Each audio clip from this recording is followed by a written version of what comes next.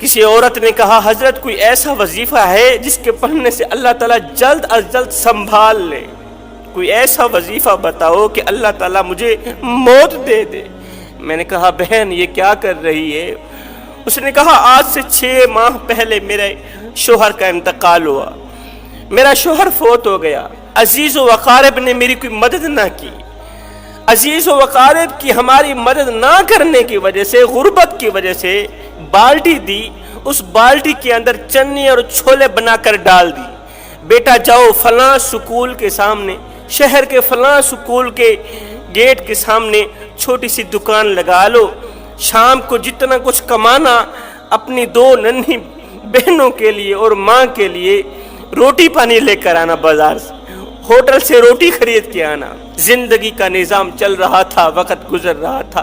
کل کی بات ہے، میرا 8 سالہ سربراہ چنے چھولے بیچنے کے بعد 200-400 روپے جیب میں ڈالے ہوٹل کی طرف جا رہا تھا، ہمارے لیے روٹی خریدنے کے لیے، کھانا لینے کے لیے ہوٹل کی طرف جا رہا تھا۔ راستے میں سے موٹر سائیکل پر 2 آدمی آئے، انہوں نے میرے ننھے سربراہ کو 2-4 تھپڑ بھی لگا دیے اور 200-400 روپے بھی لے لیے۔ میرے ننھے سربراہ کی کل جمع پونجی لے کر بھاگ گئے۔ اس نے چاہا کہ میں بھیک مانگ کے اپنی 2 بہنوں کے لیے کھانا لے کر گھر جاؤں، لیکن اسے باپ کا سبق یاد آ گیا۔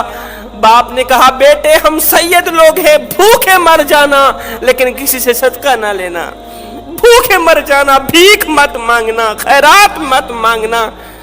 میرا 8 سالہ سربراہ رات کو گھر آیا روتا ہوا، کہنے لگا ماں آج کی رات کل کا دن روزہ رکھ لو، کل شام کو کھانا لے کے آؤں گا۔ میرے ساتھ یہ کچھ ہوا۔ جب میرے 8 سالہ سربراہ نے کہا نا کہ میرے منہ پر 2-4 تھپڑ لگے ہیں، میں آسمان کی طرف منہ کر کے رونے لگی، کہنے لگی مالک میں تیری رضا پہ راضی ہوں، مالک جے سونا میرے دکھ وچ راضی تے میں سکھ نو چلے ڈھاواں، مالک میں تیری رضا پہ راضی۔ رات کا دوسرا پہر آیا، میری ننھی سی بیٹی اٹھ کر رونے لگی بھوک کی وجہ سے، کہنے لگی ماں یہ جو میری چھوٹی بہن ہے یہ کب مرے گی، یہ جو چھوٹی بیمار بہن ہے یہ کب مرے گی؟ میں نے کہا بیٹی یہ تم کیا کہہ رہی ہو؟ بہن کی لمبی عمر کے بجائے اس کے مرنے کی دعا مانگ رہی ہو، صحت یابی کے بجائے اس کے مرنے کی دعا مانگ رہی ہو؟